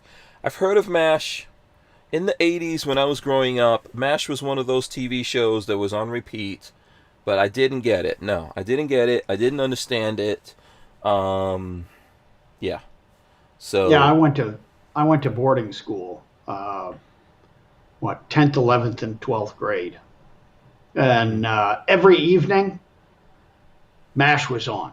mhm, And we'd all run to the TV, and everybody in the school practically watched MASH. mhm, And yeah, I mean, it was so big. I was in boarding school when they did the final episode of MASH, mhm. and they canceled the evening study hall. They said, we're not having it. The final episode of MASH is Mhm. on. That's more important. Yeah. I'm not sure. Like, I realize what an important show it is for a lot of people, but it just seemed a little bit out of the generation for me. I preferred A Team. I'm an A Team guy. I just didn't get the humor. I felt like I didn't get the humor in MASH most of the time. Some of Hmm. it I got, but I Yeah, didn't get the humor a I lot of the love time. MASH. God, this thing is messing up again. Okay, there we go. No, hold on. Let me see. I'll just put it on you here for a while. Let's see. Lock it. Let's see if that works. Yeah, the autofocus on this thing is always tripping. Yeah. LV Louis Cipher says MASH is a classic. Yeah. You know. Um, So here's my shows, and everyone could say their shows, but I liked A-Team. I liked Remington Steele. Mm-hmm. Let me see, what were some other good shows at the time? Moonlighting was good. I don't know if you remember Moonlighting or I not. remember Moonlighting. Yep. Yeah. MacGyver. Yep. Kioski says A-Team was solid. Also MacGyver. I like. So I'm from that. Like MASH was kind of like on repeat in my time. Same thing with Yeah. I saw the Honeymooners, but the Honeymooners has been on repeat forever. Oh yeah. In New York City, the Honeymooners was the last thing that they showed before they played the Shut the anthem and channel down. yeah, they showed the flag and all that kind of stuff. Yeah. And I I met always stayed up Jackie- late. Yeah. Mm-hmm. I met Jackie Gleason when I was a kid. How was he? He was nice. I mean, we were down at this place down in Florida, this resort down in Florida for spring break. And it was my three cousins, my sister, and I were, running around terrorizing the place. And we went by the front lobby, and there's Jackie Gleason sitting there. And it's like, man, that's Jackie Gleason. Mm. And everybody's Was he like, we just need like to get in the his... movies? Yeah. It's Okay. like, we need to get his signature. And so we went and, bought some little notebooks or something to get his signature on. And we're all standing there at the glass, looking in. Well, who's going to go talk to him? Mm-hmm. And I got elected, I guess. More like I got pushed in. Mm-hmm. My sister opened the door and my cousin pushed me in. Go ask him. Mm-hmm. So I, went up to him and I said, Mr. Gleason, I've seen you and, I know who you are and I love your acting and, I'd love to get your signature. And I was, 9 years old or something. Okay. And he's like, oh, sure, I'll give you my signature. And he signs. And he's like, there you go. You have a nice day. And I looked down and I said, can I get 5 more of those? And he's like, get out "What? of here. 5 more of my signatures. What are you going to sell them? And I said, no, my sister and my cousins. And I, pointed over to the glass and they're all like this, on the smoke glass looking in. And he just starts cracking up. And he's like, so you got elected to come in and talk to me? I'm like, yeah. And he's like, yeah, I'll give you the signatures. And he signed it 5 more times. Oh, cool. Yeah, that's cool. It was cool. Yeah. Yeah, he was he was an icon, man. Yep. Brass Catcher said Dukes of Hazzard. That was one of my favorite shows. Yep. Daisy Dukes, man. I used to look at that show just for Daisy Ooh, Dukes. man. Yeah. Wicked thoughts. Yeah, man. That's like the first. That was my first inkling of what a Southern girl is. Seriously. And there's some hot Southern chicks out there. John Voorhees says Ohio person here. There you go. Let's see. What is this? Rat Patrol. That's a good one. Rat Patrol. I don't even know what that is. DC That's 244. that is World War II in Africa. Mm-hmm. Fighting out in the deserts in Africa and stuff. Oh, that was a okay, good show. okay. That was like late 50s, early 60s. It was black and white. Oh wow. Okay. Yeah. And then Kioski says, "Who's the boss? The Cosby Show before we knew about the alleged drugging, etc." And Armin and Axis says, "One of these days, Alice, to the moon." Yeah, to the moon. I liked. What was the name of the guy that came in? Was it Norm? Like the guy from upstairs? What was the name of the guy from upstairs? Was it Norm? Oh my God, it wasn't Norm. And he always came in, and so Jackie Gleason would ask him, he's like, "Oh, give me this thing," and he's like, makes the whole thing, Yeah. does all of this, and spins around and does all of it, and he's just looking at him like, I'm gonna smack Yeah, you. oh my God. That was classic. That was classic comedy. That was good. Yeah. Let's see this. Hold on, what is this? Someone said, Quick. Brian Quick says girls at the gym wear shorter shorts now than Daisy did in the '80s. Truth. Yeah, Truth. There's that's less to true. imagination, man. Those yoga Yep. pants. Boy. Yeah, Yeah. I still like stuff being left to the imagination. Yeah. Ralph Cramden. That's what it was. Wait. So no. So Jackie Gleason played Ralph Cramden, didn't he? Yeah, was he Ralph was Ralph Cramden? Cramden. Yeah. So what's the name? Ed Norton. There's someone just Ed said Norton, it. that's Ed what it Norton. was. Yeah. Ed Norton. Yeah. His thing was so funny. Sometimes Oh, he I was feel, hysterical. sometimes I mean I used to watch Ricky and Lucy too, but sometimes I feel like that when so let's say something happens to Lola in her day, and I'm like, okay, Lola, how'd your day go? Lola starts telling me like an epic story. Right? She'll start from, Yeah. okay, so I got up this morning, and then I got in the car, and then I drove down to this place, and then I got into work, and I'm like, and it reminds me of Ed Norton, because she's telling me all these things, and I start getting frustrated. I'm like, Yeah. where's the punchline? What happened here? Yeah. But that just always, that when they did that stuff, it just cracked me up, man. Yeah. Yeah. LB Louis Cipher said, Lucy, you got some splaining to do. Yep. Yeah. Brick says, yoga pants, a gift and a curse. I know how we get women to stop wearing yoga pants. All the dudes out there should start wearing yoga pants too. That's it. That's how we stop it. That's a scary thought. Yeah, dudes need to I start mean, wearing yoga pants are scary enough. Yeah. With I the think women wearing them. if we started wearing them, the old dudes, the young dudes, if we started wearing the big dudes, the skinny dudes, they'll stop. They'll stop. Yeah. If we start wearing yoga pants, they will stop. Yeah. They'll see what we see. They're like, oh, wait a second. No. We don't Hell actually need to see this. And trust me, I know from experience, those yoga pants are not exactly strong. Mm-mm. Kioski says, no bad idea. And Brick says, hell no, Hank. And LV Louis Cipher says, very scary if yoga pants on me with my kegger abs. And Kioski says, some chicks look good in yoga pants. No men look good in yoga pants. Yeah, the key word there is some chicks look good. Yeah, well.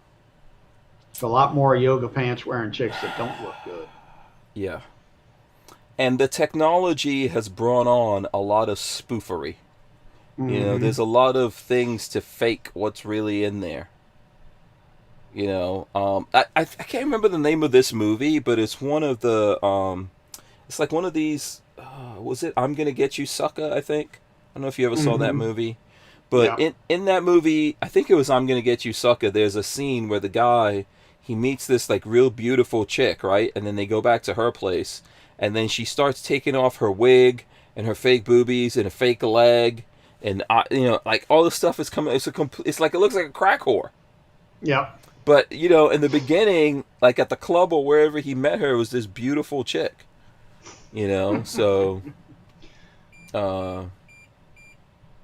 there you go. Michael Avon says there was a line in Stargate I still use on the wife. Trouble me no further, woman. I didn't look at all of Stargate, by the way, so there you go. And Boss Hog wants to know, how do you know, Hank? I have seen some yoga pants accidents that I'm actually not even allowed to share, actually. Yeah. Yeah. So Brick says that scene. Yeah, that there's a lot of that going on nowadays when you don't even know who you're dealing with. There's just too much fake stuff. There's, first of all, mysteries taken away. But then, in a lot of cases, you're not even getting... There's all kinds of spandex and things like that. So you think you're getting one creature, and that creature morphs into something else. Yeah, No, man. That should be... You should just be hope able to they sue. don't pee standing up. Oh, Lord. Yeah. Some women are actually pretty good at peeing standing up. Don't ask me how. Yeah. uh, None of the women I want to be anywhere around. yeah. Yeah. Yeah. Brick says she is goddess at the club and goddamn in the morning. Chew your arm off so you don't have to wake her up when you leave. Yeah. Oh man. Okay. All right. So let's see. What else? I don't know if there was any other questions, but we can get into some other. We can get into some other stuff here. What have you been working on lately? Other than I know you Uh, got Mac's thing going. You got any other? yeah. Yeah, here's We what I've can't been actually working on. show. Let's see. Make sure we can show whatever Yeah, we can show that. you 3D printing some. So what is this? Sling swivels for Uzis. Oh, okay. Yeah. That's what I've been working on. Can we see those close up? Yeah. Okay, so that somehow there's a thing on the Uzi that pops into. Yep. Yeah. Huh. Trying All right. to get it to focus. So it's not like a QD point on the Uzi. It's something that. No, it's the old style sling swivel, Okay. and I got to make the loops for those. You know, that oblong loop for it. Mm-hmm. That'll go on there, and that's my next step. And then those are done. Thank God. Oh, okay. About how long does that usually take you to do? I've been working on those for about week and a half. Mm-hmm. Okay. Because cancer slows me up a little bit, and plus I got to do, I get up in the morning and start doing emails and social media and all that stuff, and it's 10, 11 o'clock before I get out into the shop. Mm-hmm. And then start doing that, and take a break for lunch, take a little nap, and then go back in the shop. And I'm not getting nearly as many work hours in the shop as I'd like, but there's so much other stuff that I got to do just running the business. Mm-hmm. Yeah. Packing orders and all that stuff. Plus, once I get these done, we've got a ton of orders that are waiting for these. Okay. So then we can pack all those orders and, then move on to the next project I got to do. Yeah, it's like feeding the monster. It's never over, right? Yeah. And, orders have been so much, that I'm so far behind in making parts. Mm-hmm. I'm finally starting to catch up. I think I've got 2 more parts that I've got to make for the Uzi. Okay. And then all the stuff I make from scratch will be done for the Uzi. Then I'm going to try to work on gunsmithing for a little while, and then I'll start on the 76 parts and get those things, try to get those things knocked out. Okay. Yeah. Let's see here. I think we got a couple questions. LV Louis Cipher says, "What advice would Rich give to someone who's considering going into gunsmithing? Or advice to a kid or a grown up or whoever it is out there that wants to get in." Unless you've got a machining background and a woodworking background, go to one of the gunsmith schools. One of the good ones, that you actually go to, Pennsylvania. I think there's 2 in Colorado that are good. Those are the top 3. Okay, so online stuff you're not a fan of? Not at all. Okay. They don't really teach you. They teach you how to replace parts. Okay. And like in gunsmith school, we spent almost 6 months in stock making, where we had to make 2 stocks from a blank by hand, no machine tools whatsoever. So it was all chisels and files and whatnot. We learned all the stock dimensions. When you say make a stock, are you talking about a wooden stock? Yes, a wooden stock. Okay. So from a You know, blank piece of from wood. just a big blank piece of wood, Okay. Wow. Okay. and carve it all out, shape it, and fit everything. When I was at Arms, the company engineer was working on a blueprint for the Rossi lever action rifles, the 92 SRCs, and they had decided they were going to make a rifle length, one of the long barrel lever actions. Mm-hmm. And he's working on the stock layout. And I looked at him and I said, okay, are you setting that up for iron sights, or are you setting that up for a scope? And he kind of looked at me, and this is a guy who's been an engineer in the gun industry. He used to work for Ruger, and then he came to Arms, and they eventually went back to Ruger. And he's like, well, what do you mean? And I said, there's different dimensions for a scope than there is for iron sights. There is? Yes. I'm with him. I wouldn't even. Yeah. Okay. And I went, I said, wait till tomorrow. Mm-hmm.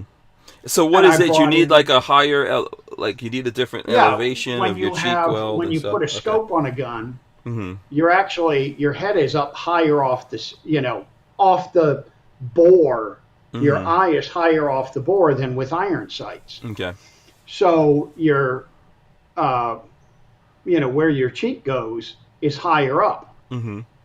And I went and, got my notes from gunsmith school and brought them in and the drawings. And I'm like, here you go. And he's like, where the hell did you get these? It's like, gunsmith school. Doesn't everybody know this stuff? Mm-hmm. And there's just, we really learned what stock dimension have to be, how to fit stocks. And 95% of the people have no clue. Mm-hmm. And it's stuff that I've used over and over and over again. It's so the thing that always comes to mind, and I know you and I have had this conversation privately, is you would really need like an apprentice or something like that, someone that you pass it on to. I know you're talking about your son. Yeah. And I know we're not in a world where it's easy to get an apprentice to come in and work and learn the trade, so to speak. But, yeah. I mean, when we had that was just an easier way to pass on all these skills, It right? was a much better way to do it. And, the government has killed, and society has killed that whole, this is how you learn a trade. And I don't understand it. They all want you to pay for college. College is shit. They don't teach you anything. Mm-hmm. I went back to college when we were at Arms. Both my wife and I went back to college and got our degrees. Okay. What degrees do you have? She got a degree in accounting, bachelor's degree in accounting, and I got a bachelor's degree in business. Okay.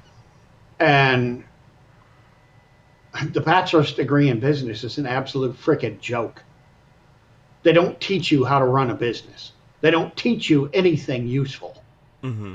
It's like, there was a Rodney Dangerfield movie where his son is in college and he goes back to college. Yeah, I remember that, yeah. And he's sitting there talking to the business person, and the business person, oh, well, we're going to make widgets. Well, what's a widget? What's it used for? We need to know this stuff so we can figure out prices. Oh, you don't need to know that. Yeah, you do. Mm-hmm. Who are you going to pay off for this? Well, real business people don't do that. Yeah, they pay off people. Mm-hmm. Right, yeah. Yeah. You want anything done, you pay off people. Mm-hmm. And anybody who says you don't is a freaking liar. In one form or or, they don't or have another. a business. I mean, yeah, the name could be something else, but yeah. But you know, I'd love to see it go back to, apprenticeships, because that's one of the best ways to learn. And that's basically what gunsmith school was. It was just an apprenticeship, Mm-hmm. like most trade schools. Mm-hmm. And we need to get back to trade schools and apprenticeships. So what would you say? Because I think I know a few people who are going to they're going to these online schools and getting something. If they come out of that and they really want to be a gunsmith, what's the next path then? If they haven't learned all these things that you learned from going to a traditional hands-on gun school, how do they do that?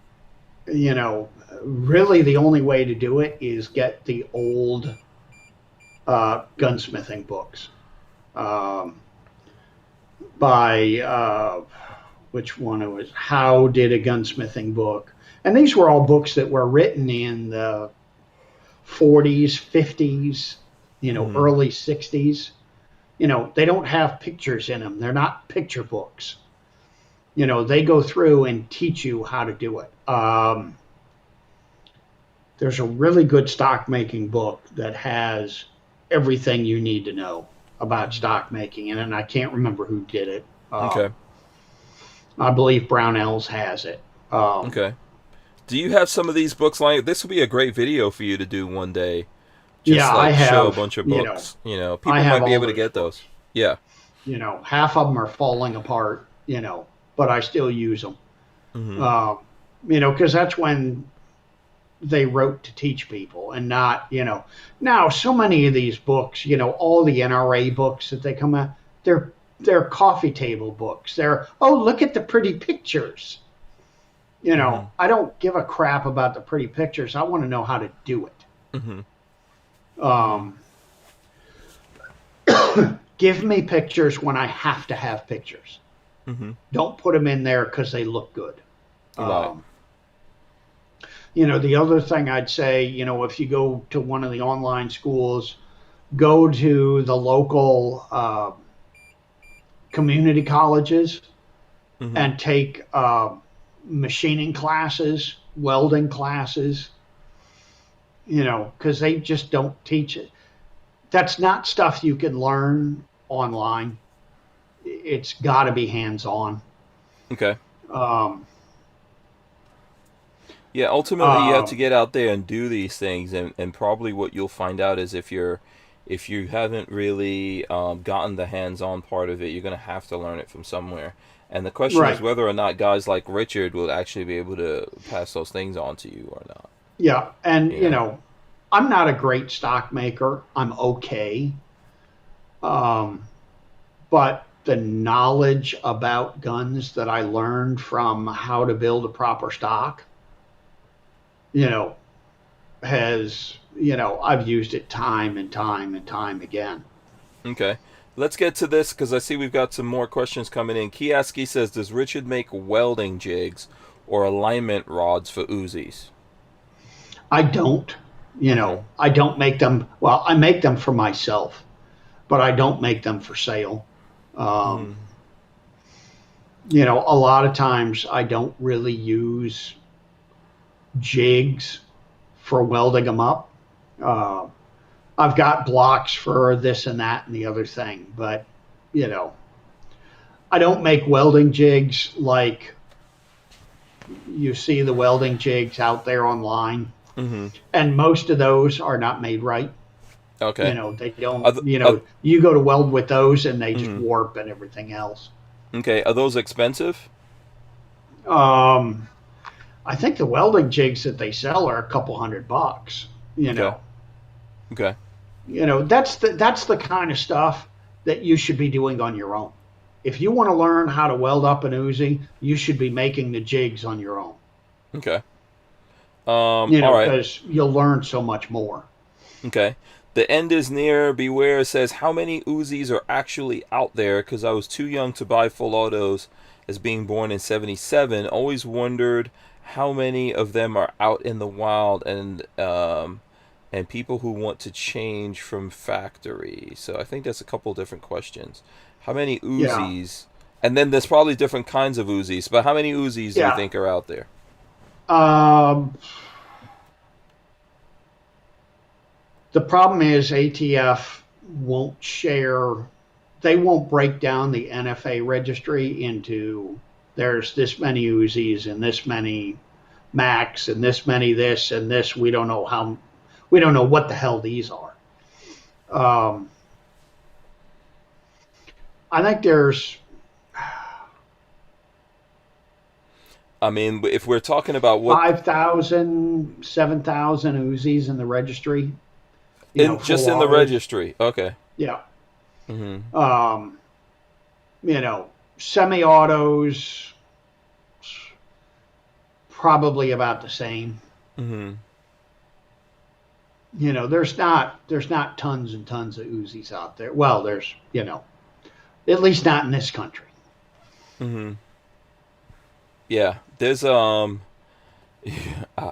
obviously there's a ton of illegal stuff out there. Yeah.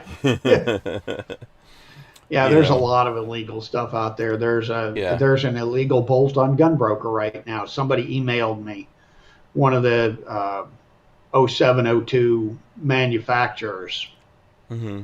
emailed me, "Hey, what do you think about this bolt?" It's an illegal machine gun. You know, it's a mini bolt, and they cut the feet off the front of it, Mm-hmm. and the feet is what makes it a submachine gun bolt. When you cut the feet off, it'll fit in a semi-auto, and you can shoot it full auto in a semi-auto. Makes it an illegal machine gun. Mm-hmm. It's like, stay the hell away from it. Why did you even email me? I don't even want to. You don't want, yeah, you don't want any. I'm pissed off. I clicked the link to the gunbroker ad for it. Mm-hmm. Yeah. Kioski says probably an ATF trap. So how many different forms of Uzis are there? Can you just run us down through that? Like, how many different variations? There is the Uzi pistol, which is also the micro Uzi. That's the little block that came out in the 80s. Is that the one that just is like bzz, that I like? Yeah, that's the okay. one in the videos that we shot. That's just like yeah, I love that. Yeah, it's like a buzzsaw. They're great for clearing phone booths. Mm-hmm. Then there is the next size up is the mini Uzi, and then the next size up is the full size Uzi. And the full size Uzi, there's the Model A and Model B, and basically the only difference is the sights on it. Model B has nicer sights. Okay. Have you ever thought up of some improvements that could be done to the Uzi? Like, what's the evolution of an Uzi? It's been around for a while now, right? I mean, yeah. The problem is, it's such a good gun. There's not really a whole lot you can do with it. Okay. And it doesn't lend itself well like the AR-15, the 1911, even the Smith & Wesson 76. They lend themselves well to be customized. Mm-hmm. Uzis don't. It's kind of like, here, it's an Uzi. That's it. It's an Uzi. If you don't want an Uzi, don't buy an Uzi. Mm-hmm. I do top covers that either have a rail or have a dedicated red dot mount, whether it's a Burris Fast Fire or an RMR, so you can put optics on it. But besides that, there's not a whole lot you can do with them. Yeah, that's kind of like what you do with the MP5. Yeah. I already know the answer to this. What's better, MP5 or Uzi? Uzi, every day. Why? One, it's a much simpler system. One with the MP5, it's typical German engineering. Why use 5 parts when you can use 15? Mm-hmm. The damn Krauts will overcomplicate an anvil, and they love to do it. And the Uzi's just a tank. Mm-hmm. Okay. It'll just run and run and run and run. Right. Okay. Let's see. So LV Louis Cyphers wants to know if you have worked on firearms used in movies or has met movie armorers such as Thel Reed. And I believe Thel Reed does a lot of cowboy action stuff because I know Yep. he's the one that gets the Sam Andrews deals with him a lot for getting the cowboy holsters. So Yep. yeah, have you done any movie work? I have not done any movie work. I'm trying to think if I might have worked on some stuff for movies when I was at Inner Arms, but I'm not sure. I was in a French film. Some French movie company came over to Inner Arms and they wanted to film somebody stripping a Walther PPK. So I supposedly I'm in some movie or Yeah, something. what is that and movie? So you should I be on have IMDb. no idea. Yeah. But other than that, no. I've met some people along the way that did movie stuff. Mm-hmm. But we're so far away from the movies. You got to be in California, really. I think there's a lot of stuff going on in Georgia now these days. What's the Yeah, most I famous? think Georgia is. What's the most famous Uzi out there? Is it a movie gun? Is it something that was used like infamously, or what are some famous Uzis that are out there? Like for a Uzi collector, this would be the holy grail.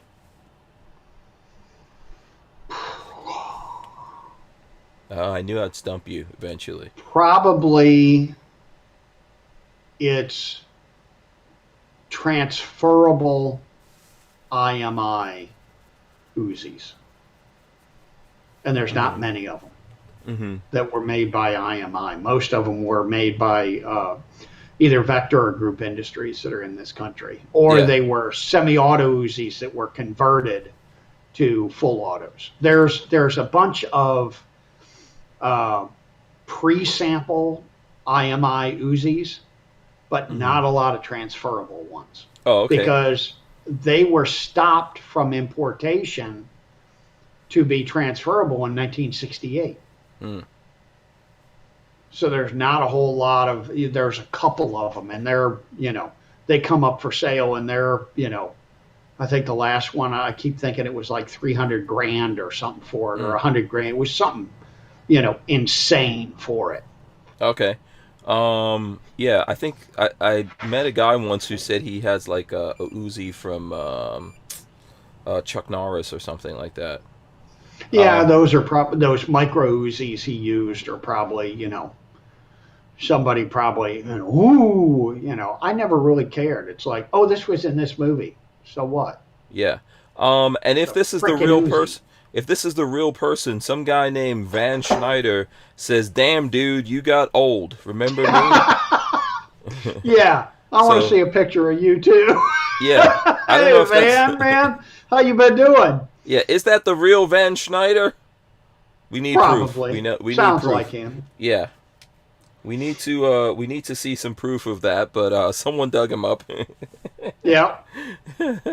Someone dug him Yeah. up. I don't know if and he go has on any my questions. Website. My contact information is all there. BWEfirearms.com. You can get my email and my phone number and whatnot. Yeah. Drop me a line. Yeah, absolutely. You guys can have a little reunion. Yep. Yeah, that Secret Service agent when Reagan got shot. That's probably a famous Uzi Oh crap! Yeah. because I he wonder pulled what it out happened to of. that. He says yes, it is. He says he's good, and yes, it is. It is Van Yep. Schneider out there. Yeah. Yeah, maybe if I don't know if Van Schneider's up for it, but maybe we'll get you and him one day on a There we podcast go. here. Yeah, he says he's gonna look you up. So there you Sounds go. good. Yeah, we made a nice little reunion. Yeah, I wonder whatever happened to that Uzi that Secret Service It's- agent had. Probably in the Secret Service armory. Yeah, I'm sure it's this Uzi was used to defend the president. All right, listen, we're probably going to start wrapping it up. I don't know if you guys know Paul Glasgow, so I want to do this. I forgot to talk about it yesterday because he is an author, and he has Legally Armed America. So if you know, here, I'm going to show you let me show you guys the back of this book here. And Paul Glasgow makes a lot of videos. Probably a lot of you guys know who he is. So he's on the back there. If I can, I don't know if I can get this to focus. So anyway, his new book from Paul Glasgow, Legally Armed America, is called "How to Make a Monster and Why No One Cares." Gun-free. It's talking about gun-free zones. It says a sensible look at rampage killers, and that's, let's see if we can get that to focus in. Come on, Of course come not. on, do it, you. Come on, seriously, focus. Okay, it did it for a second before. Let's see if we can get it to do it again. Oh no, there we go. Okay, this is the best you're gonna get at it. Let me see. I can actually make it focus. Hold on. I'll make it focus on the book. There we go. Boom. There we How to go. Make a Monster and Why No One Cares. So that book is out. I haven't had a chance to read it yet. I will actually read through that, and maybe we'll get Paul here on the show, and we'll be able to talk to him about the book. And if there's other folks out there that have books in the realm of the 2A, I'll be happy to have those folks come on here as well and talk about their book and stuff like that. So let's do this. Hold on, what's Van saying here? He says, I've recently been talking to Will Miller. Do you know who that is? Okay. Yep. Man, it's like an old folks reunion here now. Yeah, it is. Boy, those were the good old days, too. Ooh. Yeah, I like to hear the old gun dudes sit around and talk. I'm like, man, these bastards. Man, you want to talk about parties. Yeah. Night Train says, I also remember the proliferation of Uzis used in the movie Wild Geese. I don't even know what that is. Yeah. So I there you remember go. that movie. Yeah. All right. So yeah. Listen, let's do this, right? As we're wrapping up here, tell the folks out there how they can communicate with you, how they can support you, where they can find you, etc. You can just send me cash. Yeah. Addresses on the website. I accept cash.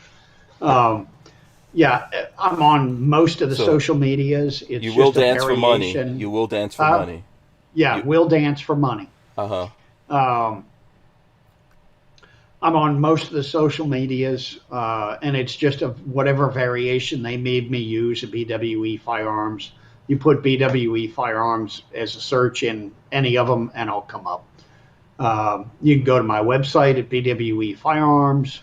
That's got if you look hard enough, you can find my address, but it's got my email, and you can contact me there.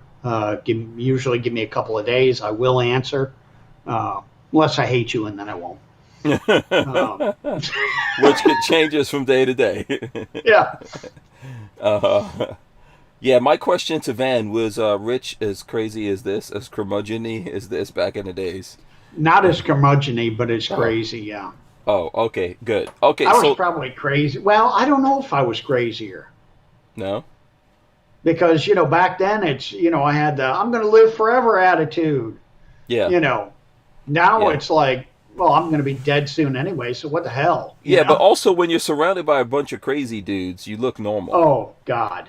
So I've noticed that always works. So what we'll do, we will have Rich come back on here, and maybe we'll do that reunion. We'll get that popping. I really do enjoy everyone watching us here, hanging out with us. We're going to be back tomorrow. What I'm going to do is run in the end of the show here, and I'm going to come back, and Richard Hoffman of BWE Firearms Parts and Accessories, that's the name, and if you Google that, you will find him. He's going to leave us with some words of wisdom. I'm going to run in the end right now. Big thanks to everyone out there. Big thanks to you, Rich, for taking the time to come in here, as well as all the folks that asked questions, commented, shared, all that kind of good stuff. Let's run the end in. All right, guys. I hope you guys enjoyed this, listening and watching as well. If you're coming in here late to watch this, leave comments and stuff like that. If you're listening on iTunes or any other audio podcast services out there, please drop us a line and let us know. We're on Instagram as WMMF Podcast.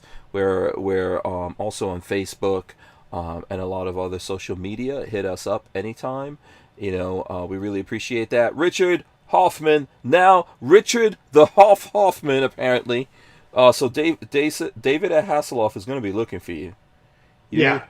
Yeah, you just expect lawsuits coming in here. What words of wisdom do you have for the folks out there as we go out? Wow, words of wisdom.